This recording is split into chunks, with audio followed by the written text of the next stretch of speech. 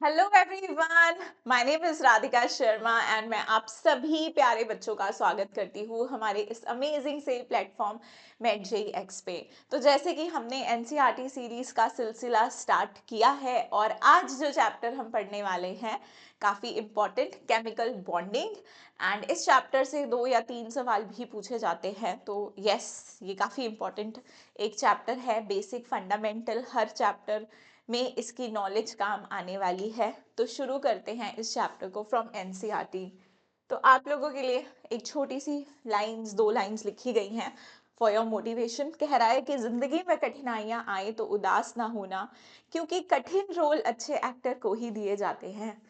इससे मतलब आप लोगों के लिए ये है कि अगर अभी आपकी लाइफ में चैलेंजेस हैं and you have lot of challenges, still you are preparing for your NEET exam. बहुत सारे बच्चों के पास ना अलग चैलेंजेस भी होते हैं अपार्ट फ्रॉम जस्ट स्टडिंग।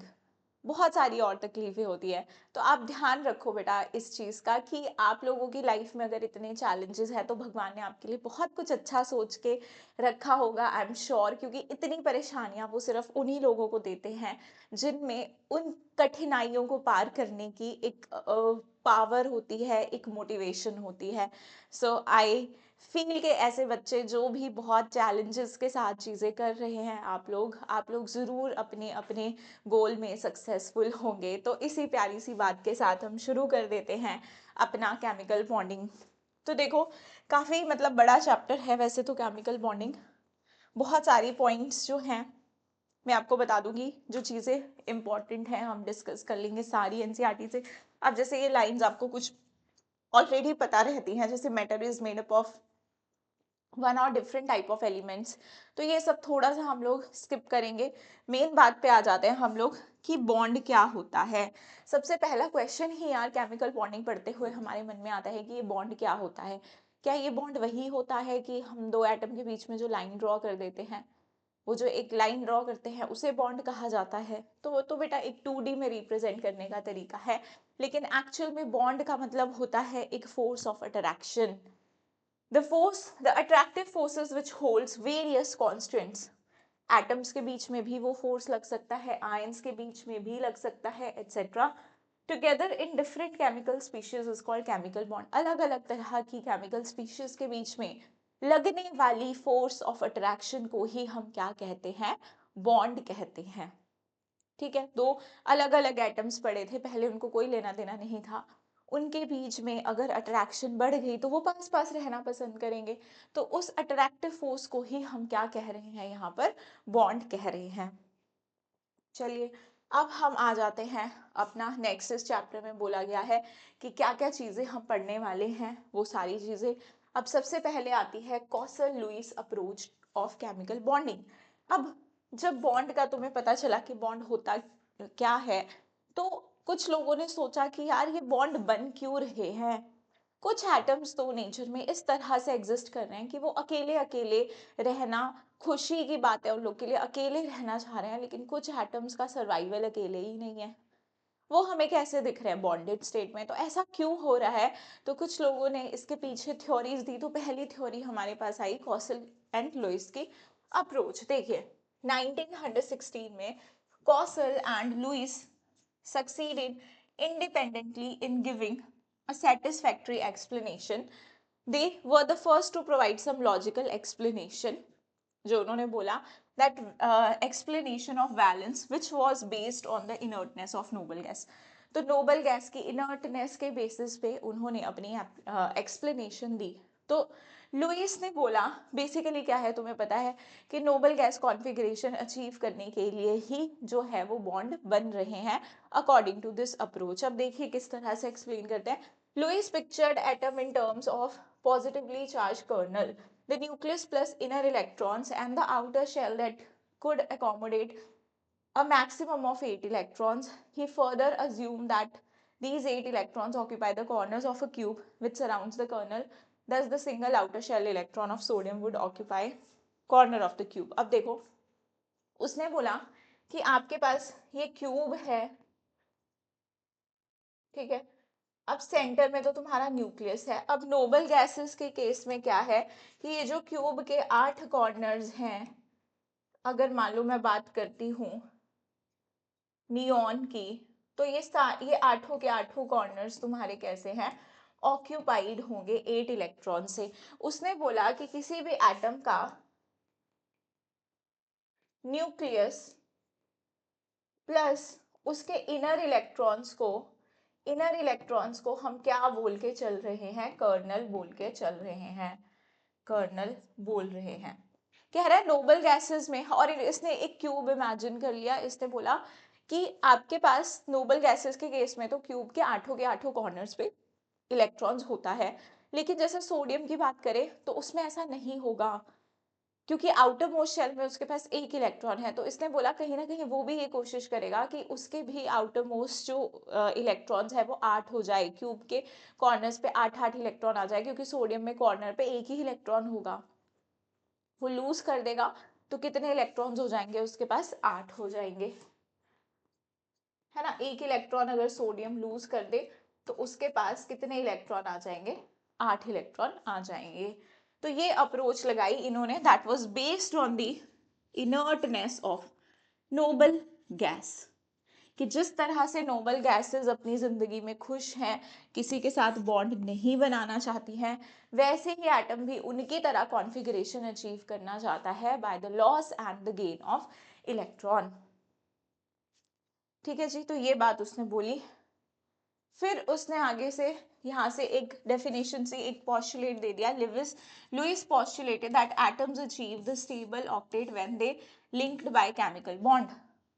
उसने बोला इसीलिए एटम्स को बॉन्ड बनाने की जरूरत पड़ रही है, क्योंकि वो नोबल गैस कॉन्फ़िगरेशन अचीव करना चाहते हैं। अब कह रहा है in case of sodium and chlorine this can happen by a transfer of electron from sodium to chlorine. अब देखो यार, ये बातें हम बचपन से पढ़ते आ रहे हैं कि सोडियम और क्लोरीन के बीच में कैसा बॉन्ड होता है, आयनिक बॉन्ड। अभी उसकी चर्चा आगे ही ये करते हैं हमसे। कह रहा है सोडियम अपना एक इलेक्ट्रॉन लूज करेगा और क्लोरीन इस इलेक्ट्रॉन को गेन करेगा, ये बनेगा Na पॉजिटिव, ये बनेगा Cl नेगेटिव, और इन आयंस के बीच में लगेगी फोर्स ऑफ अट्रैक्शन। तो इस तरह से क्या हो जाएगा, केमिकल बॉन्ड बन जाएगा। अदर मॉलिक्यूल्स के केस में भी अट्रैक्टिव फोर्स देखी गई, ताकि वो भी नोबल गैस कॉन्फ़िगरेशन अचीव कर सके। ठीक है, तो ये कह रहा है हमारे पास कि bond is formed by sharing of pair of electrons between atoms. In the process of each atom attains a stable outer octet of electron. हर कोई चाहता है कि हमारा ऑक्टेट कंप्लीट हो जाए, हाइड्रोजन चाहता है डुप्लेट कंप्लीट हो जाए। अब इसने कुछ लुईस सिंबल्स दे दिए। लुईस सिंबल्स कुछ नहीं थे आपके पास, सिर्फ ये नोटेशंस थी, जैसे लिथियम के आउटर मोस्ट शेल में कितने इलेक्ट्रॉन होते हैं। आपको जब भी बॉन्डिंग दिखानी है, आपको सिर्फ और सिर्फ आउटर मोस्ट इलेक्ट्रॉन्स को दिखाना है, because only outer most electron takes part in bonding. तो जब भी आप लुईस सिंबल बनाओगे, आप उसका सिंबल लिखोगे और इलेक्ट्रॉन्स को इस तरह से डॉट से दिखाओगे। ये इलेक्ट्रॉन्स कैसे हैं बेटा, वैलेंस शेल के इलेक्ट्रॉन्स हैं। ये इलेक्ट्रॉन्स तुम्हारे वैलेंस शेल इलेक्ट्रॉन्स है। जैसे कार्बन के पास 4 तो 4, नाइट्रोजन 5, ऑक्सीजन 6, फ्लोरीन 7, नियॉन के पास 8। इस तरह से तुम दिखाओगे। अब कह रहा है significance of Lewis symbols, the number of dots around the symbol represents the valence electron. ठीक है, आगे देखो,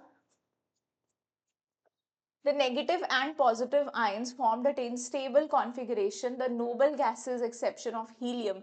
हीलियम एक एक्सेप्शन है भाई, जो कि डुप्लेट अचीव करेगा, बाकी सब ऑक्टेट, ये मैंने आपको ऑलरेडी बता दिया।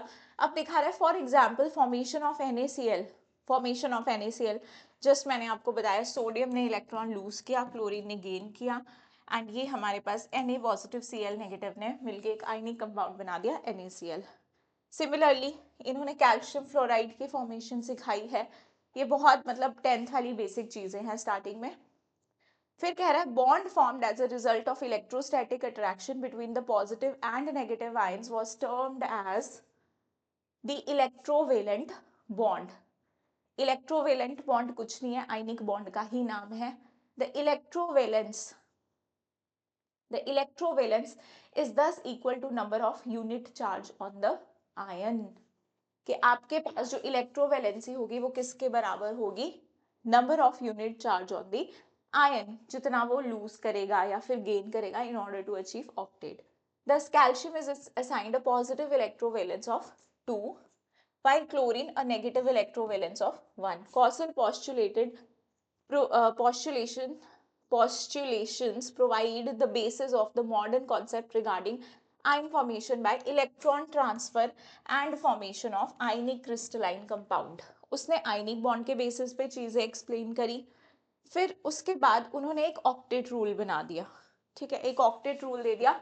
कॉर्सल एंड लुइस ने डेवलप किया कि इंपॉर्टेंट थ्योरी क्या बोला इन्होंने कि according to this atom can combine either by transfer of valence electron from one atom to another or by sharing of valence electron in order to have an octet in their valence shell. This is known as octet rule.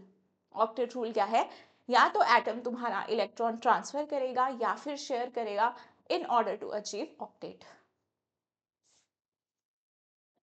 अब covalent bond के concept पे काम किया था Langmuir ने 1919 में. Refine the Lewis postulations by abandoning the idea of stationary cubical arrangement. जैसे उसने क्यूब वाली अरेंजमेंट बताई थी कर्नल वाली, उसको छोड़ के उसने ये बोला by introducing the term covalent bond. अब ये जो कोवेलेंट बॉन्ड हम टर्म यूज करते हैं शेयरिंग ऑफ इलेक्ट्रॉन्स के लिए, ये किसने इंट्रोड्यूस की थी, लैंगम्यूर ने. Now the Lewis-Langmuir theory can be understood by considering the formation of chlorine molecule. देखो Cl2, अब कैसे कैसे समझोगे इसको, वैसे क्लोरीन के पास आउटर मोस्ट शेल में 7 इलेक्ट्रॉन्स होते हैं. अब पता है तुम्हें कि एक एक इलेक्ट्रॉन इन्हें और चाहिए. अब ये क्या कर लेंगे, टू अचीव ऑक्टेट शेयर कर लेंगे इलेक्ट्रॉन. अब इसके पास भी 8 हो गए, इसके पास भी 8 हो गए, तो ये बन गया तुम्हारा इनके बीच में कोवेलेंट बॉन्ड. कोई लॉस एंड गेन नहीं हुआ है, शेयरिंग ऑफ इलेक्ट्रॉन यहाँ पर देखने को मिलता है. ठीक है, अब आ जाओ आगे. The dots represent electrons. Such structures are refer to as Lewis dot structures. ये जो डॉट हमने बनाए हैं इन्हें क्या कहते हैं हम, Lewis dots. The Lewis dot structures can be written for other molecules also in which the combining atoms may be identical or different. The important conditions being that, अब आपको यहाँ पर सिखाया जाएगा कि किस तरह से हमने लुईस डॉट स्ट्रक्चर्स बनाने हैं. तो हर कह रहा है each bond is formed by result of sharing of an electron pair between the atoms. Each combining atom contributes at least one electron to the shared pair. The combining atoms attain. ये सारे bonds क्यों बन रहे हैं यार, Nobel gas configuration achieve करने के लिए. यही सारी बातें यहाँ पर लिखी गई हैं. फिर आपको वाटर के बीच में बॉन्डिंग समझाई है, आपको CCl4 के बीच में बॉन्डिंग समझाई है, CO2 के बीच में समझाई है, इथीन के बीच में है, नाइट्रोजन के बीच में है, और फिर आपको लुईस डॉट स्ट्रक्चर्स बनाने सिखाए हैं. हर एक एटम के तुम लुईस डॉट स्ट्रक्चर्स कैसे बनाओगे. अब वो जो सारे स्ट्रक्चर्स को मैंने आगे कर दिया, मैं आपको लुईस डॉट स्ट्रक्चर्स बनाना सिखाऊंगी, आपके सारे कवर हो जाएंगे, डोंट वरी अबाउट दैट. ये जितना भी एनसीईआरटी में लिखा है इसको मैं अभी आपको कवर करवाऊंगी, डोंट वरी अबाउट दैट. तो देखो एनसीईआरटी ने ये कुछ रूल्स लिख रखे हैं, ये सारे ना कुछ रूल्स लिख रखे हैं लुईस डॉट स्ट्रक्चर बनाने के लिए. आप लोगों के लिए थोड़े से कंफ्यूजिंग भी हो सकते हैं, तो मैं आप लोगों को एक बार अपने स्टाइल में बता देती हूँ कि हम लुईस डॉट स्ट्रक्चर्स किस तरह से बनाने वाले हैं. मैं आपको फॉर्मल चार्ज निकालना भी सिखा दूंगी और बहुत इजीली आप लोग स्ट्रक्चर्स बना लोगे.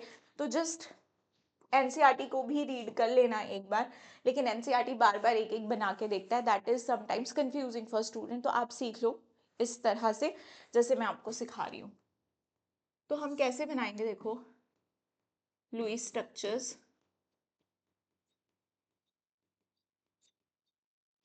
एग्जाम्पल लेके चलते हैं. सीओ का एग्जाम्पल ले लो. सबसे पहले सीओ का एग्जाम्पल मैं ले लेती हूँ. मुझे इसका स्ट्रक्चर नहीं मालूम और मुझे स्ट्रक्चर बनाना है. मैं क्या करूंगी, सबसे पहले, सॉरी अबाउट दिस, सबसे पहले राइट द टोटल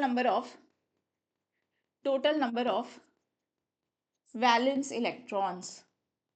आपको सबसे पहले total number of valence electrons लिख लेने हैं. कार्बन के पास कितने होते हैं, 4. ऑक्सीजन के पास कितने, 6. तो टोटल 10. अब आपको लिखना है total number of electrons required for bonding. अच्छा, अगर आपके पास यहाँ पर आपको पता है ऑक्टेट अचीव करना है तो टोटल 8 इलेक्ट्रॉन दोनों दोनों को चाहिए। तो हम क्या करेंगे, दो एटम है तो दोनों को, एक को 8 दूसरे को भी 8 चाहिए, तो टोटल 16। अगर हाइड्रोजन होता उसे डुप्लेट अचीव करना होता फिर +2 करते। तो ये आगे तुम्हारे पास। अब हम निकालेंगे नंबर ऑफ बॉन्डिंग इलेक्ट्रॉन्स। तो नंबर ऑफ बॉन्डिंग इलेक्ट्रॉन्स निकालने के लिए तुम क्या कर दोगे, electrons require for bonding minus valence electron, 16 minus 10 कितना आ गया, 6। तो ये तो बॉन्डिंग इलेक्ट्रॉन्स जो बॉन्ड बना रहे हैं, शेयर हो रहे हैं, वो इलेक्ट्रॉन्स है। नंबर ऑफ बॉन्ड्स, एक बॉन्ड में 2 इलेक्ट्रॉन होते हैं, तो नंबर ऑफ बॉन्ड्स कितने आ जाएंगे तुम्हारे, 6 डिवाइडेड बाई 2 दैट इज 3। अब मुझे नंबर ऑफ लोन पेयर्स निकालने हैं, तो मैं क्या कर दूंगी, total electron that is 10 minus number of bonding electrons, कितने आगे 4। Number of lone pair, number of non bonding electron लिखो यहाँ पे, जिन्होंने बॉन्डिंग में पार्ट नहीं लिया है, number of non bonded electrons, और इन्हीं के पेयर को क्या बोलते हैं, lone pairs. Number of lone pairs तुम्हारे 4/2 कितने आ जाएंगे, 2। तो अब मुझे ये पता चल गया कि मेरे पास नंबर ऑफ बॉन्ड्स कितने हैं, नंबर ऑफ बॉन्ड्स है मेरे पास 3, और मेरे पास लोन पेयर्स निकल के आ रहे हैं 2। तो कार्बन और ऑक्सीजन के बीच में 3 बॉन्ड हैं, ठीक है जी। और यहाँ पर आपके पास लोन पेयर कितने हैं, 2।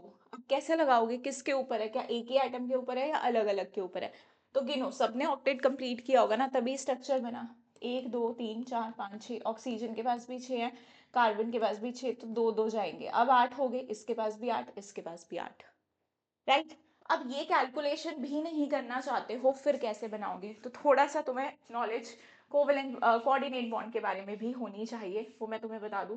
अब क्या कर सकते हो तुम, अगर ये सब नहीं करना चाहते हो, और सिंपल तरीका बता दूं, कार्बन के वैलेंस शेल के इलेक्ट्रॉन बनाओ 4, ऑक्सीजन के बना दो 6। अच्छा, ऑक्सीजन को ऑक्टेट कंप्लीट करने के लिए 2 इलेक्ट्रॉन की जरूरत है, तो 2 बॉन्ड बनाएगा। इसका तो देखो ऑक्टेट कंप्लीट हो गया, 1 2 3 4 5 6 7 8 कंप्लीट। अब अब इसके बाद कार्बन का कैसे करोगे, तो देखो कार्बन का 1 2 3 4 5 6 अभी भी 6 इलेक्ट्रॉन हुए हैं। तो अब अगर मैं बोलूं कि ऑक्सीजन अपना तीसरा इलेक्ट्रॉन इसके साथ शेयर कर ले, वही इस कार्बन के साथ, इस कार्बन के पास 2 इलेक्ट्रॉन है, इसके साथ शेयर कर ले, तो मुझे बताओ ऑक्सीजन का तो ऑक्टेट बिगड़ नहीं जाएगा, उसके पास तो 9 इलेक्ट्रॉन हो जाएंगे। तो ऐसा तो हम नहीं कर सकते, ऐसा हम नहीं कर सकते, ये बिल्कुल ऐसा हमारे लिए पाप हो जाएगा। तो ऑक्सीजन ही अपने दोनों इलेक्ट्रॉन कार्बन को दे देगी, इस सिचुएशन में दे नहीं देगी, कंप्लीटली शेयर करेगी। It is also a type of covalent bond. तो इस तरह से 3 बॉन्ड बन जाएंगे, ये 2 इलेक्ट्रॉन ऑक्सीजन के शेयर हो गए कार्बन ऑक्सीजन के बीच। तो जब आपका एक एटम इलेक्ट्रॉन शेयर करता है, एक एटम इलेक्ट्रॉन शेयर करता है, दूसरा बिल्कुल शेयर नहीं करता है, इस अनइक्वल शेयरिंग से बनने वाले बॉन्ड को ही हम क्या कहते हैं, coordinate bond. And it is also a type of covalent bond, क्योंकि बनने के बाद बिल्कुल वैसे बिहेव करता है जैसे नॉर्मल कोवेलेंट बॉन्ड, वैसे ही शेयरिंग हो रही होती है जैसे कोवेलेंट बॉन्ड में होती है। तो ये बन गया तुम्हारा कोऑर्डिनेट। तो ऐसे भी स्ट्रक्चर बना सकते हो। अब मान लो तुम O3 का स्ट्रक्चर बनाना चाहते हो, या तो ये सारी कैलकुलेशन कर लो, या तुम क्या करो, ऑक्सीजन इस तरह से 3 ऑक्सीजन लिख दो, 3 ऑक्सीजन है, सबके पास वैलेंस शेल में 6 6 6 6 इलेक्ट्रॉन है, राइट। अब हमें पता है कि हमारे पास ऑक्सीजन क्या कर सकती है, 8 इलेक्ट्रॉन पूरा करने के लिए इसको 2 बॉन्ड बनाने पड़ेंगे। लेकिन अगर मान लो इन दोनों ऑक्सीजन ने डबल बॉन्ड बना लिया, तो दोनों का ऑक्टेट कंप्लीट हो गया, इस बेचारी का रह गया, फिर तो ये O2 बन गया, O3 थोड़ी रहा।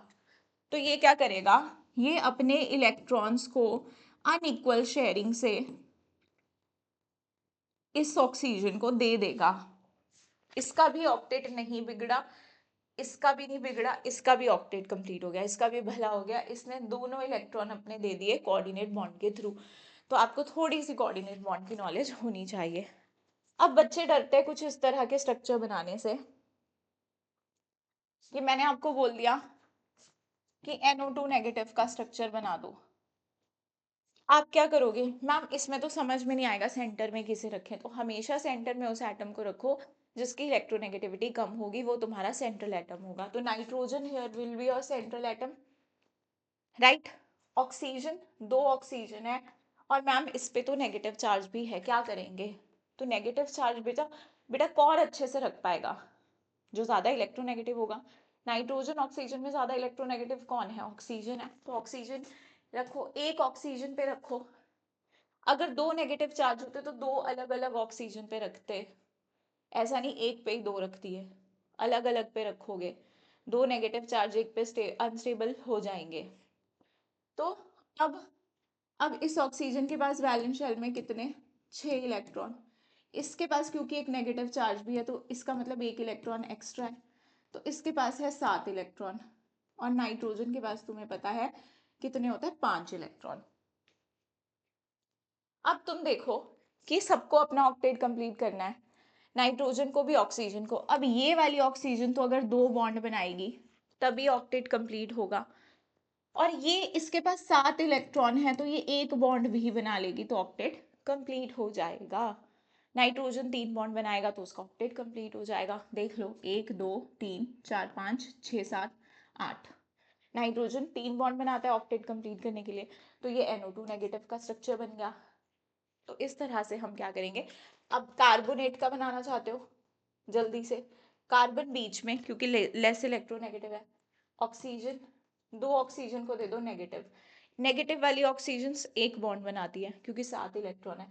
कार्बन के पास वैलेंस शेल में 4 इलेक्ट्रॉन, एक इसको दिया एक इसको दिया, ये न्यूट्रल ऑक्सीजन है तो दो बॉन्ड बनाएगी। सिंपल। अगर तुम ऐसे बनाना चाहते हो, अगर तुम्हारी थोड़ी नॉलेज अच्छी है वैलेंस इलेक्ट्रॉन्स ये सब, तो तुम बनाओ ऐसे, या फिर जो फिर तुम्हें कैलकुलेशन सिखाई वैसे बना लो, दोनों विल वर्क। तो ये बना दिए तुमने, ठीक है।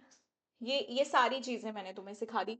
तुम्हें O3 का स्ट्रक्चर बनाना भी सिखा दिया, CO3 2 नेगेटिव का भी, HNO3 NF3 भी तुम और आराम से बना लोगे, राइट। इन्होंने देखो यहाँ पे किसका स्ट्रक्चर बनाया है? CO का, जो मैंने तुम्हें ऑलरेडी बनाना सिखा दिया CO का स्ट्रक्चर।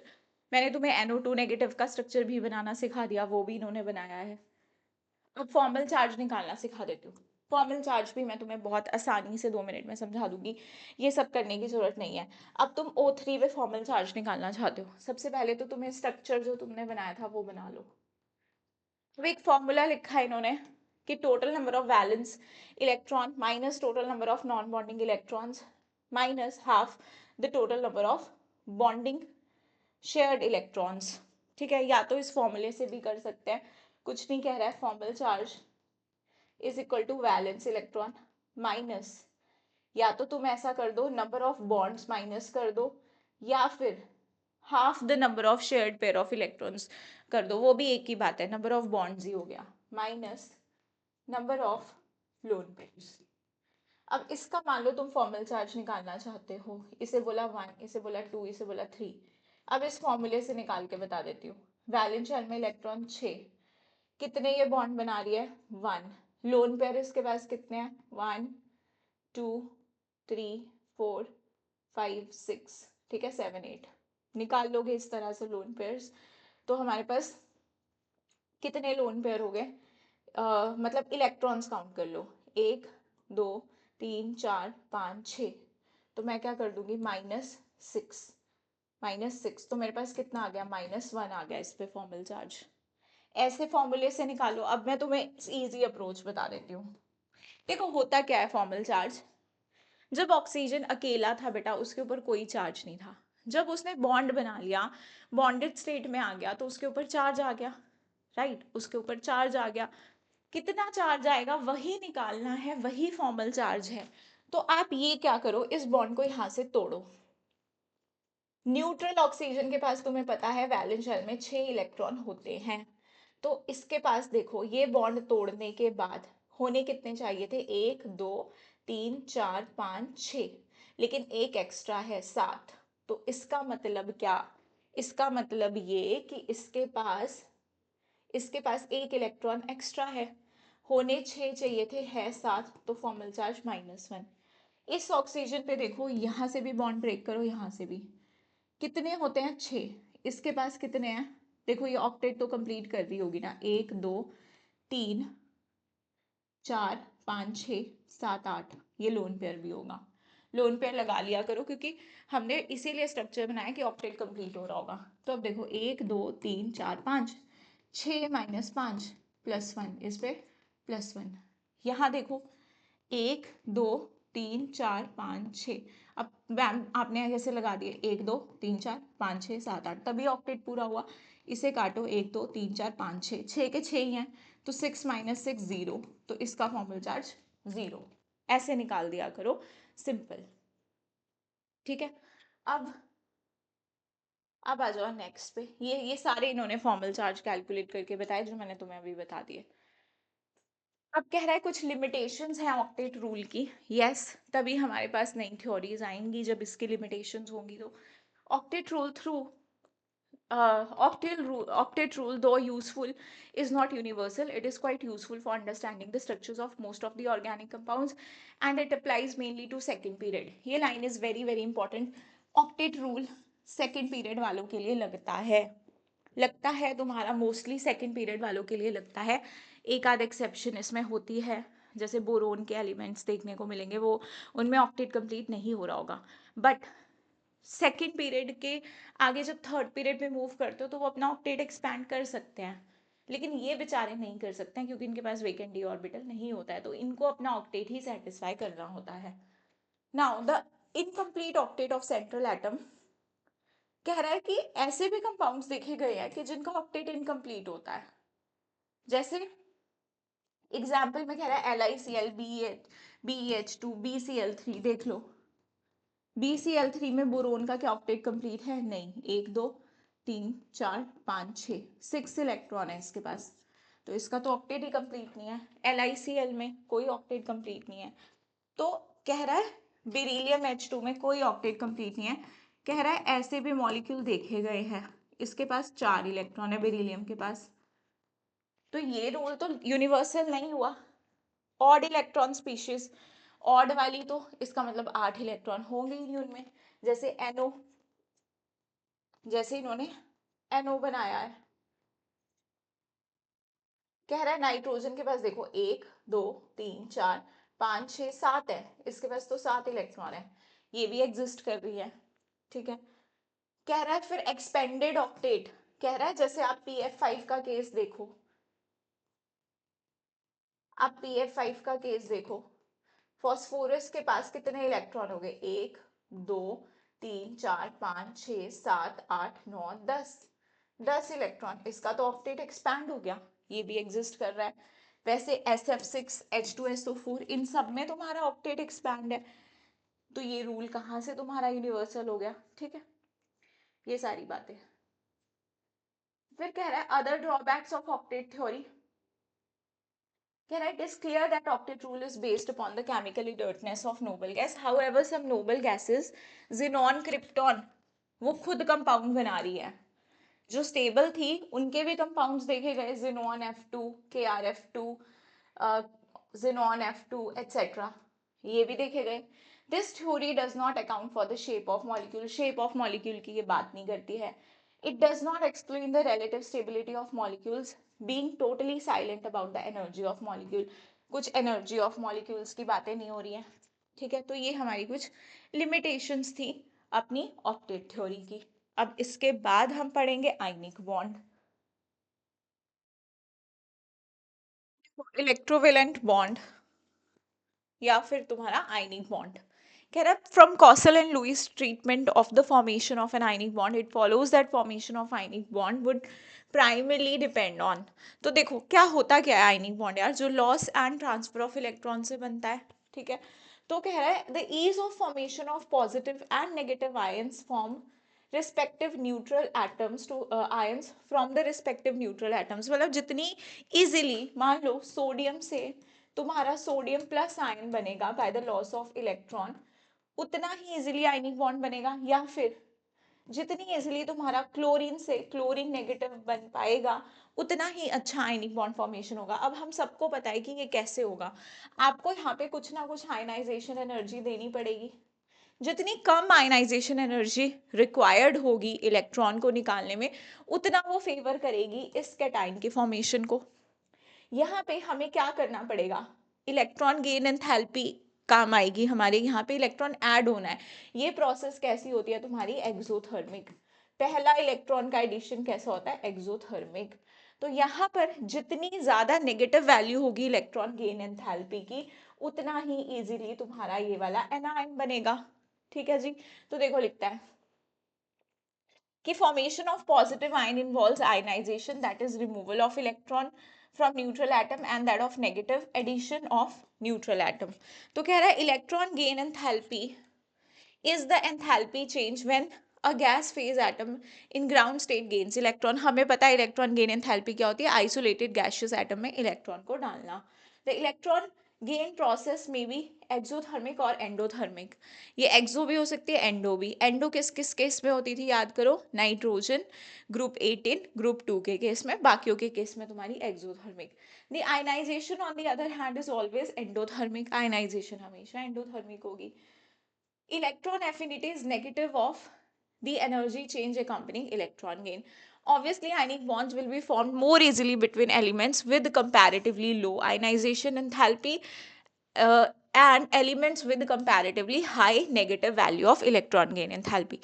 तो electron gain enthalpy की high negative value होनी चाहिए, ionization energy की low, तो ये हमारा favor करेगा ionic bond formation को। ठीक है जी। यहाँ तक बातें समझ आई। कह रहा है most ionic bonds have cations derive from metallic elements and anions derive from non metallic elements except ammonium.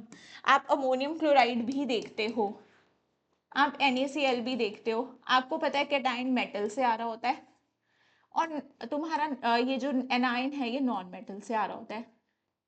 लेकिन कई जगह तुम्हारा कैटाइनिक वाला पार्ट नॉन मेटल से मिलके भी बना होता है, जैसे NH4 पॉजिटिव। तो ये एक्सेप्शन है, ये एनसीईआरटी यहाँ पे मेंशन करता है, इसे अंडरलाइन कर लो।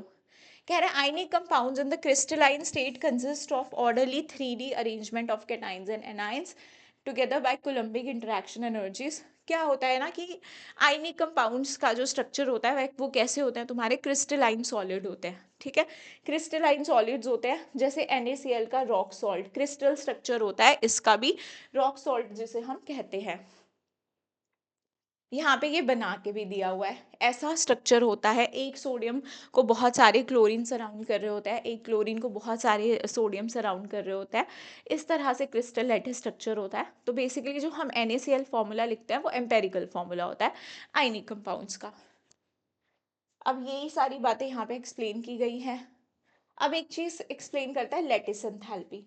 अब ये लैटिस एंथैल्पी क्या होती है भाई, lattice enthalpy of an ionic solid is defined as the energy required to completely separate 1 mole of solid ionic compound into gaseous constituents।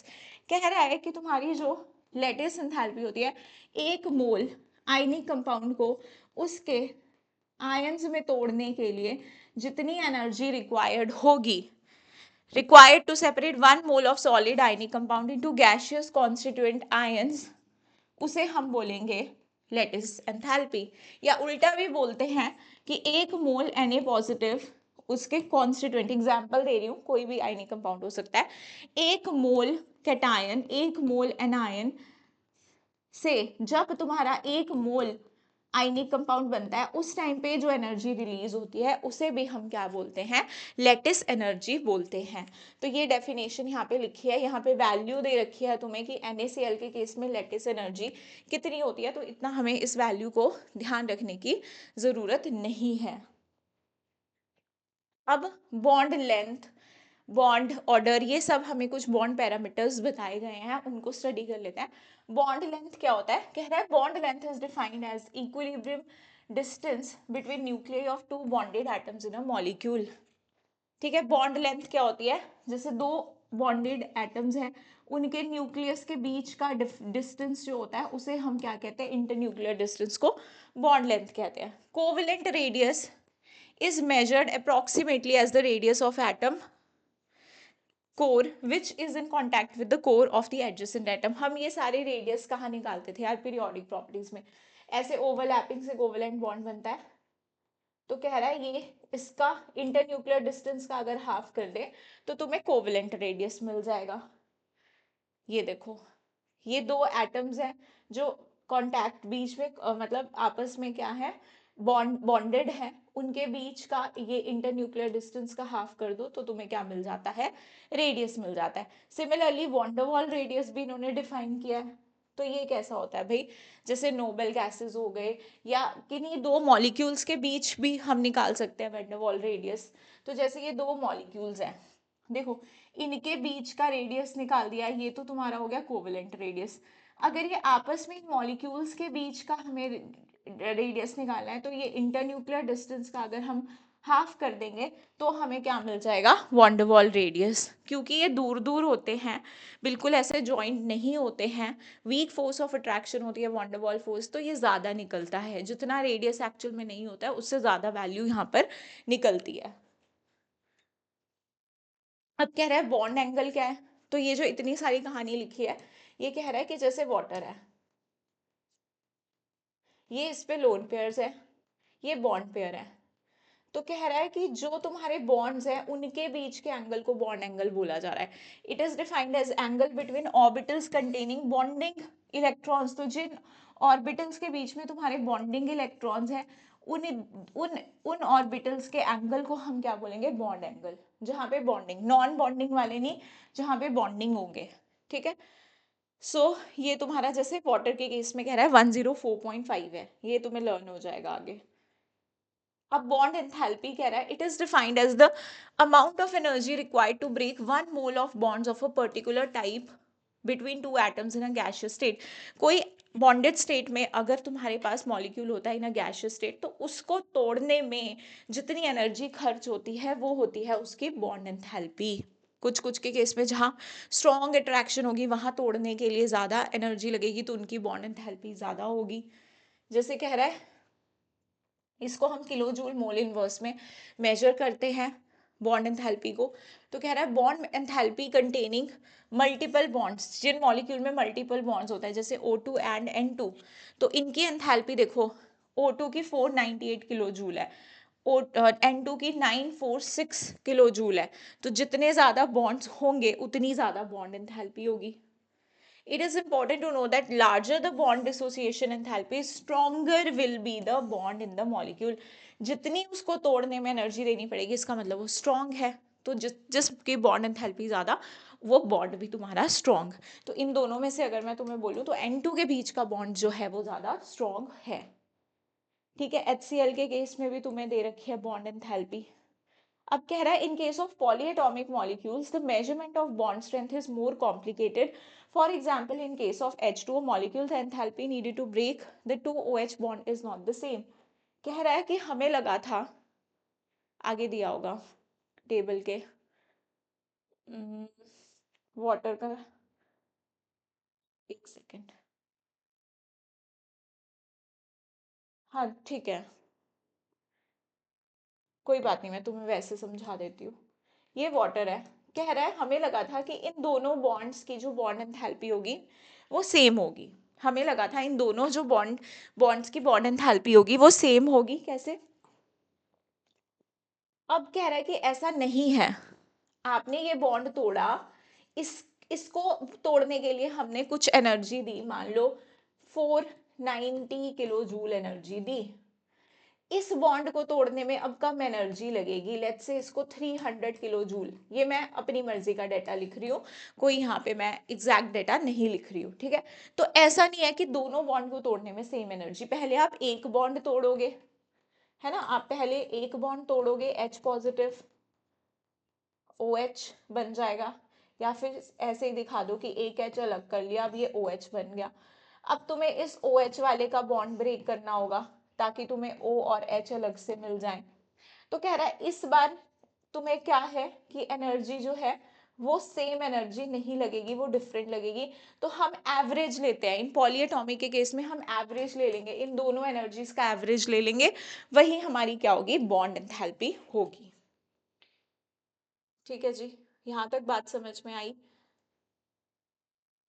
अब ये कुछ टेबल्स दे रखे हैं तुम लोगों को बॉन्ड लेंथ के, याद नहीं करने हैं, हाँ एक बार बस देख सकते हो। ठीक है, ये तुम्हें कुछ रेडियस के ऑर्डर्स दे रखे हैं। हाँ यही ढूंढ रही थी मैं पेज, यहाँ पे एग्जैक्ट वैल्यूज मैंने तुम्हें अपनी मर्जी की वैल्यूज दे दी थी, ये थी वैल्यूज। ये देखो कह रहा है H2O में से जब आपने एक बॉन्ड तोड़ा तो इतनी एनर्जी लगी, फिर जब दूसरा तोड़ा तो इतनी लगी। तो हम क्या करेंगे, इनका एवरेज ले लेंगे। तो वाटर के केस में इतनी बॉन्ड एंथैल्पी रिक्वायर्ड होती है। ठीक है, अब बॉन्ड ऑर्डर, बॉन्ड ऑर्डर कुछ नहीं है, जैसे तुम बोलो O2 के बीच में कितने बॉन्ड्स बन रहे हैं, दो, तो ये इसका बॉन्ड ऑर्डर। N2 के बीच में कितने बॉन्ड बन रहे हैं, वो इसका बॉन्ड ऑर्डर। जितना ज्यादा बॉन्ड ऑर्डर उतना तुम्हारा bond strong. In Lewis' description of covalent bond, the bond order is given by number of bonds between the two atoms in a molecule. The bond order of example H2 का 1, O2 का 2, N2 का 3। इस तरह से bond order define किया है। अब इन्होंने डिफाइन किया iso electronic molecules and ions have identical bond orders.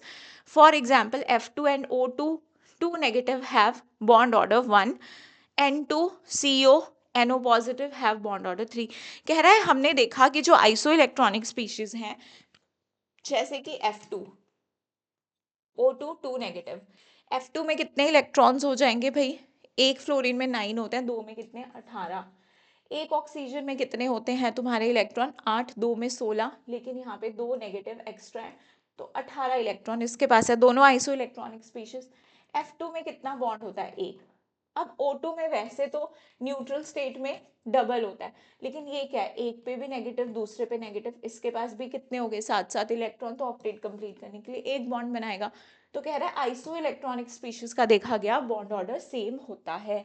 वैसे ही N2CO NO पॉजिटिव में भी देख लो, N2 ट्रिपल बॉन्ड, CO का मैंने तुम्हें अभी बना के भी बताया था, NO पॉजिटिव।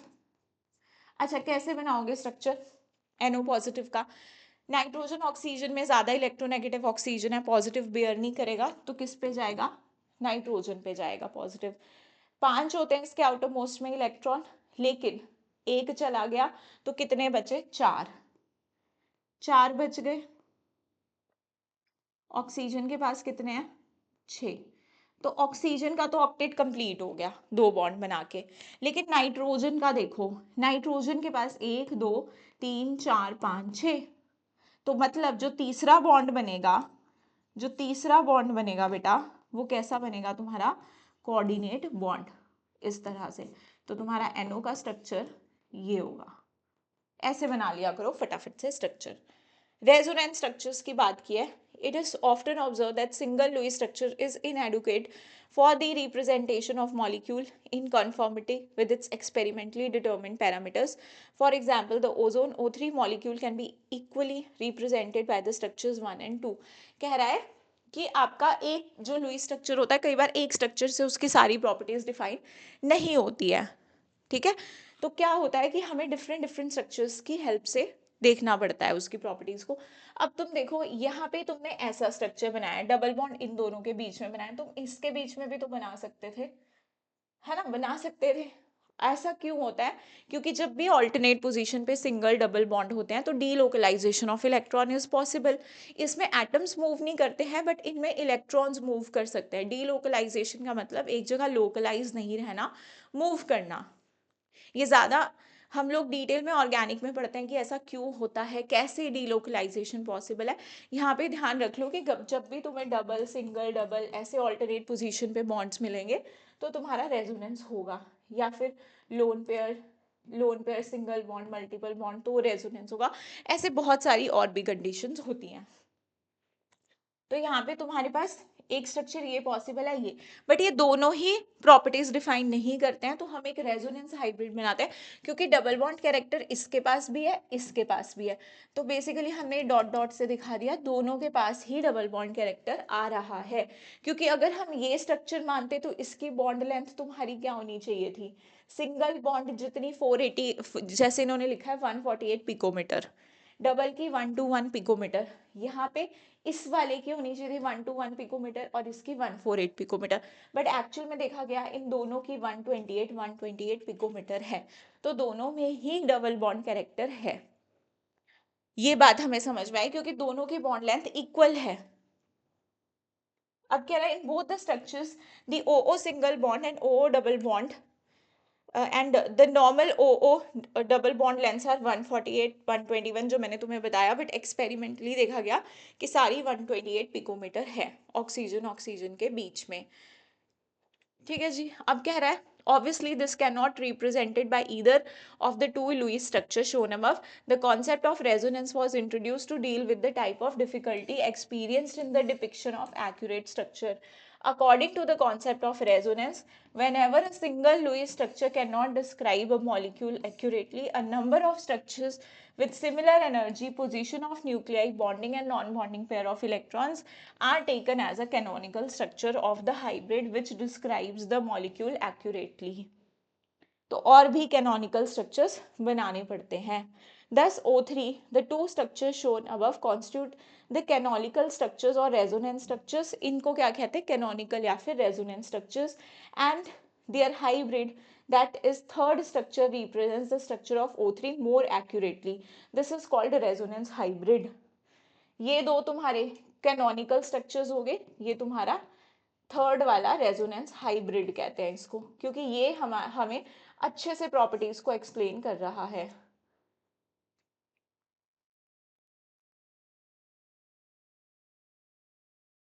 अब यहाँ पे बोला है explain the structure of CO3 negative ion in terms of resonance, तो इसके 3 रेजोनेटिंग स्ट्रक्चर्स बन जाएंगे।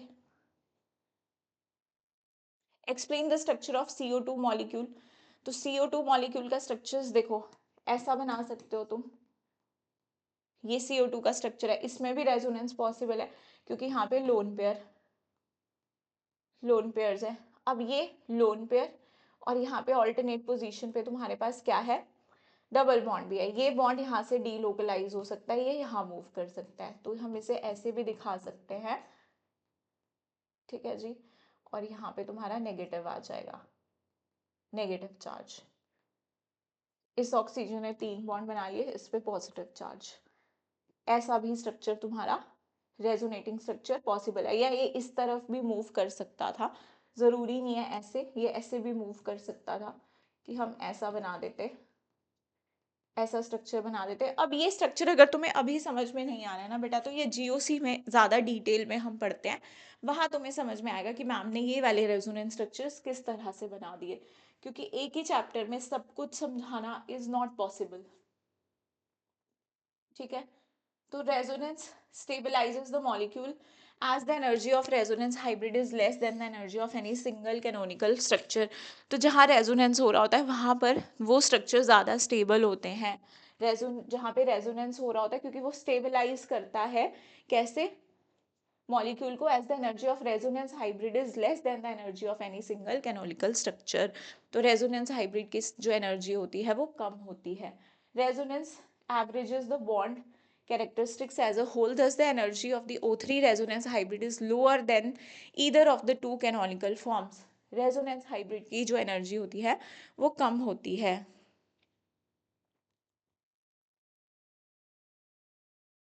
ठीक है, ये थोड़ा सा तुम्हें रेजोनेंस के बारे में यहाँ पर बताया गया है, जो कि हम लोग ने कहाँ पढ़ा होता है, कीटो इनोल के बारे में भी इन्होंने थोड़ा बहुत तुम्हें लिखा हुआ है, बट ये हमने कहाँ पे डिस्कस किया है? ऑर्गेनिक में।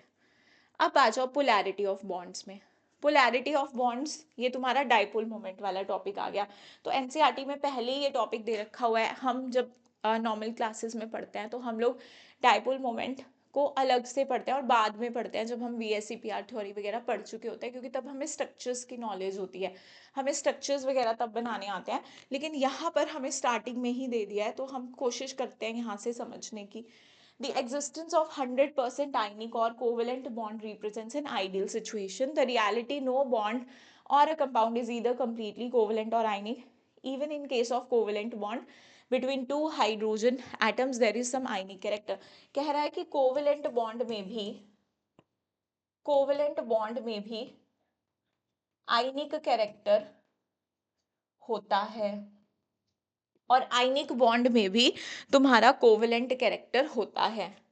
तो पोलैरिटी ऑफ बॉन्ड्स को हम स्टडी करेंगे। यहाँ पे कह रहा है when covalent bond is formed between H2O2 Cl2 F2 the shared pair of electrons are equally attracted. As a result electron pair is situated exactly between the two identical nuclei। कह रहा है जैसे H2 के बीच का bond है, एक इन्होंने share किए इलेक्ट्रॉन बीच में रखे, तो ये एग्जैक्टली बीच में रखते हैं, ऐसा नहीं करेगा कि एक अपनी तरफ खींचने लग जाएगा। तो यहाँ तो कोई पोलैरिटी नहीं आती है, ये कंप्लीटली कोवेलेंट है। लेकिन अगर जैसे HCl हो गया, अब क्योंकि ये ज्यादा इलेक्ट्रोनेगेटिव है तो इन्होंने भी स्टार्टिंग में शेयरिंग की थी, बट इसके मन में लालच आ गया, ये खींचने लग गया इलेक्ट्रॉन अपनी तरफ, तो इस पे आ गया पार्शियल नेगेटिव, इस पे आ गया पार्शियल पॉजिटिव, तो इनके बीच में अब चार्जेस डेवलप हो गए, तो आ गया ना आयनिक कैरेक्टर। ठीक है, दो डायपोल बन गए, तो ये मॉलिक्यूल्स को हम क्या बोलते हैं, पोलर। और जहां पर कोई चार्ज डेवलप नहीं होता है उनको क्या बोलते हैं हम, नॉन पोलर। ठीक है, ये कहानी यहाँ पर एक्सप्लेन की गई है। As a result of polarisation the molecule possesses the dipole moment which can be defined as the product of magnitude of charge and distance between the centers of positive and negative। अब कह रहा है ये जो polarity है इस bond की, इसे हम डाइपोल मोमेंट के टर्म्स में एक्सप्लेन करते हैं, जिसे म्यू से डिनोट करते हैं, और ये होता है Q इंटू डी। Q ये जो चार्जेस डेवलप हुए, और D इनके बीच का इंटरन्यूक्लियर डिस्टेंस, इसका ये प्रोडक्ट होता है। और इसके यूनिट्स क्या होते हैं, इसके यूनिट्स होते हैं डिबाई, और ये एक वेक्टर क्वांटिटी होती है, मतलब इसकी डायरेक्शन लेस इलेक्ट्रोनेगेटिव से मोर इलेक्ट्रोनेगेटिव की तरफ होती है। इस तरह से दिखाते हैं हम एरो से। ये देखो, ये टेल डाइपोल मोमेंट ऑफ HF में भी रिप्रेजेंटेड एज इस एरो के साथ। ठीक है, हाइड्रोजन से फ्लोरीन ज्यादा इलेक्ट्रोनेगेटिव है, तो ऐसे डायरेक्शन में हम दिखाएंगे। ठीक है जी। अब ये तो तुमने बोल दिया कि तुम्हारे पास जो डायटोमिक मॉलिक्यूल्स थे उनके केस में तुमने दिखा दिया इस तरह से डायपोल मोमेंट, है ना। और निकाल भी लेते हैं, इनके बीच में जो इलेक्ट्रोनेगेटिविटी का डिफरेंस जितना ज्यादा होगा उतना ही ज्यादा पोलर वो मॉलिक्यूल होगा। HF HCl में मुझे कंपेयर करने को मिले तो HF ज्यादा पोलर होगा, क्योंकि यहाँ पर जो डिफरेंस इन इलेक्ट्रोनेगेटिविटी है दोनों के बीच में वो ज्यादा होगी। ठीक है जी। अब यहाँ पर कैसे करेंगे तुम ऐसे मॉलिक्यूल्स में, पॉलीएटॉमिक में, तो यहाँ भी तुम क्या करोगे, डायरेक्शन लेस से मोर इलेक्ट्रोनेगेटिव की तरफ। और लोन पेयर भी है इधर, लोन पेयर्स में डायरेक्शन हमेशा सेंट्रल मेटल एटम से लोन पेयर की तरफ होती है, डायपोल्स की डायरेक्शन, तो ये बात ध्यान में हम रखेंगे। और कुछ ना कुछ रिजल्टेंट डाइपोल मोमेंट इसकी ऊपर की तरफ को आ रही होगी। अब ये वैल्यू हम निकाल नहीं सकते हैं, सारा एक्सपेरिमेंटल डेटा होता है। जैसे BF2 है, ऐसे टाइप के मॉलिक्यूल जो बिल्कुल सिमेट्रिकल होंगे, जिनमें कोई लोन पेयर नहीं होगा, इनकी डाइपोल मोमेंट जीरो होती है, क्योंकि आपस में ये कैंसल हो रही होती है, म्यू जीरो। जैसे BF3 सिमेट्रिकल मॉलिक्यूल है, कोई भी लोन पेयर नहीं है, डायरेक्शन ऐसे, तो इनका भी म्यू क्या आ रहा होगा, जीरो। ऐसे सिमेट्रिकल मॉलिक्यूल जहाँ पे सारे साइड एटम सेम है, कोई भी लोन पेयर नहीं है, उनकी डायपोल मोमेंट जीरो होती है। जैसे CH4, इसकी भी डायपोल मोमेंट जीरो होगी। लेकिन किसी भी मॉलिक्यूल के अंदर अगर एक लोन पेयर आ गया तो डायपोल मोमेंट जीरो नहीं होगी। जैसे NH3, एक लोन पेयर तो है ही है, आंखें बंद करके बोल दो कि म्यू नॉन जीरो होगा। ठीक है, ये कुछ कुछ केसेस बताए हैं। फिर ये क्वेश्चन बोर्ड एग्जाम का फेवरेट है, बोर्ड एग्जाम मीन्स तुम्हारे स्कूल एग्जाम्स का, कि NF3 NH3 में बताओ किसका डाइपोल मोमेंट ज्यादा है। तो देखो, ये NF3 है, ये NH3 है। ठीक है, अब यहाँ पे नाइट्रोजन के ऊपर लोन पेयर, यहाँ पे भी नाइट्रोजन के ऊपर लोन पेयर, डायरेक्शन ऐसे आएगी लेस से मोर की तरफ, यहाँ डायरेक्शन ऐसे जाएगी हाइड्रोजन से नाइट्रोजन की तरफ, और सेंट्रल एटम से लोन पेयर की तरफ। तो यहाँ देखो, ये वाली डायरेक्शन तुम्हारी ऊपर की तरफ जा रही है, ये ऐसे नीचे की तरफ, तो कुछ ना कुछ इफेक्ट कैंसिल हो रहा है, लेकिन यहाँ पे सब कुछ ऐड हो रहा है, ऊपर की तरफ को जा रहा है, तो इसकी रिजल्टेंट डाइपोल मोमेंट ज्यादा आएगी। तो NH3 की डाइपोल मोमेंट NF3 से ज्यादा होती है। ये बात हमसे पूछी गई है, यहाँ पे तो तुम्हें डेटा भी दिया है लेकिन हमें डेटा नहीं लर्न करना होता है। तो ये कुछ बातें थी तुम्हारी डायपोल मोमेंट के बारे में। अब कह रहा है just as all the covalent bonds have some partial ionic character, the ionic bonds also have partial covalent character. The partial covalent character of ionic bond was discussed by Fajans. तो Fajans rule, जैसे तुमने dipole moment से क्या पढ़ा कि covalent bonds में तुम्हारा आयनिक character हो सकता है, वैसे ही फजान एक्सप्लेन करता है आयनिक character in covalent bond, sorry covalent character, ये तो कर लिया था ना हमने, covalent character in ionic bonds, covalent character in ionic compounds, ठीक है, इन आयनिक कंपाउंड्स। देखो क्या बोलता है ये कि आपके पास मान लो किसी के बीच में आयनिक बॉन्ड बन रहा है, जैसे Na पॉजिटिव Cl नेगेटिव के बीच में आयनिक बॉन्ड बन रहा है, तो ये कैटायन होगा, ये एनायन होगा। अब ये कैटायन क्या कर रहा होगा, इसके इस एनायन के, ये न्यूक्लियस बना देती हूँ, ये एनायन, ये तुम्हारा कैटायन ही है। अब इसके भी इलेक्ट्रॉन्स होंगे बाहर की तरफ, ये कैटायन क्या करेगा, इन इलेक्ट्रॉन्स को अपनी तरफ अट्रैक्ट करेगा, क्योंकि कैसे, देखो हम क्या चाहेंगे कि हमारा कैटायन छोटा हो, जितना कैटायन छोटा होगा उतने इसके इलेक्ट्रॉन इसके पास होंगे। अगर कैटायन बड़ा कर देती मैं तो फिर न्यूक्लियस से इसके इलेक्ट्रॉन दूर हो जाते, तो अगर मेरा कैटायन छोटा है तो वो इसके इलेक्ट्रॉन क्लाउड को डिस्टॉर्ट करेगा, अपनी तरफ खींचेगा तो कुछ शेयरिंग वाली फील आएगी कि यार ये खींचने लग गया अपनी तरफ और यहाँ पे शेयरिंग होने लग गई, तो हम बोलेंगे कि कोवेलेंट कैरेक्टर इसमें आने लग गया। तो ये क्या करता है, कैटायन इस इलेक्ट्रॉन डेंसिटी को डिस्टॉर्ट करता है।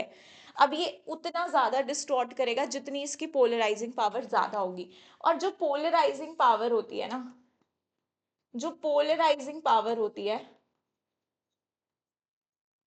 that is directly proportional to the size, sorry, charge on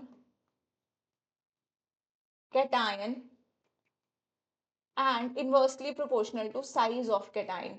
मतलब कैटायन जितना छोटा उतनी पोलराइजिंग पावर ज्यादा, जितना चार्ज उस पर ज्यादा, मतलब चार्ज मतलब जितना पॉजिटिव चार्ज ज्यादा होगा उतना वो इलेक्ट्रॉन को अपनी तरफ अट्रैक्ट करेगा। और एनायन के लिए अगर मैं पोलराइजिंग पावर की बात करूं तो पोलराइजिंग पावर क्या होगी, directly proportional to charge on anion and directly proportional to size. जितना बड़ा तुम्हारा एनायन होगा उतने इलेक्ट्रॉन्स इसके बाहर की तरफ होंगे, उतना कैटायन खींच पाएगा इन इलेक्ट्रॉन्स को। जितना इसके ऊपर नेगेटिव चार्ज होगा उतने इलेक्ट्रॉन ज्यादा होंगे डिस्टॉर्ट होने के लिए, तो उतना ज्यादा कोवेलेंट कैरेक्टर आएगा। वही चीज यहाँ पे फजान्स लिखता है कि smaller the size of cation and the larger the size of anion the greater is the covalent character. Greater the charge on cation the greater the covalent character. ठीक है, ये सारी बातें, मतलब अगर मैं तुम्हें बोलूं कि तुम्हारे पास NaCl है और तुम्हारे पास MgCl2 है, तो किस में कोवेलेंट कैरेक्टर ज्यादा होगा।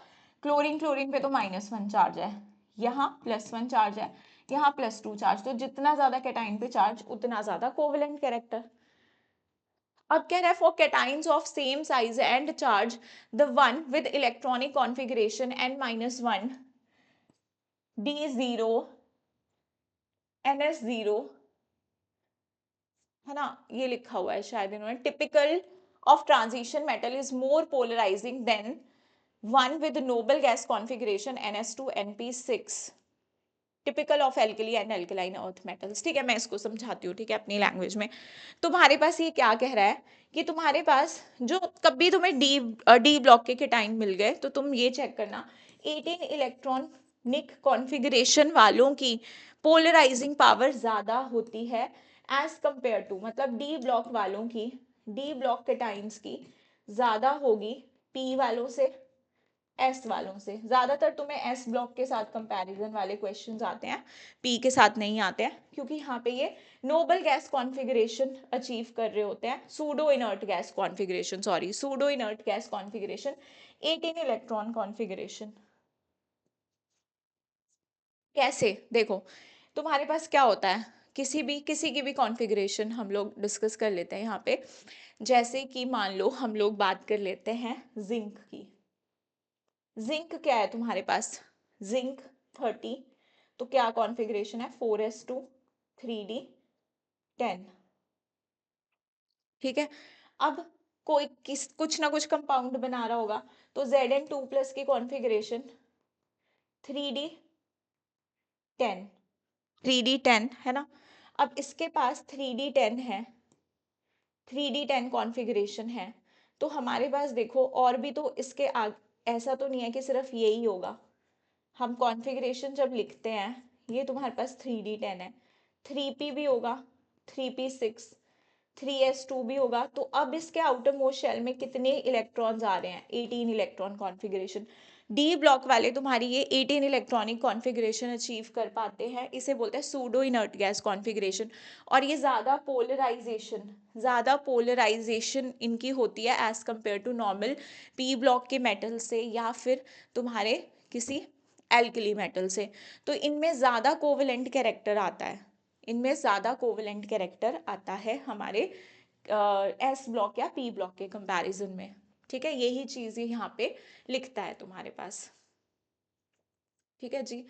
अब हमारे पास यहाँ पे अगर इसका एग्जाम्पल मैं तुम्हें दूँ, तो यहीं पे देख लो, जैसे तुम्हारे पास आ गया ZnCl2, ZnCl2 आ गया, या फिर तुम्हारे पास मैं इसका कंपैरिजन कर दूँ, किसके साथ कर दूँ, PbCl2 के साथ कर दूँ।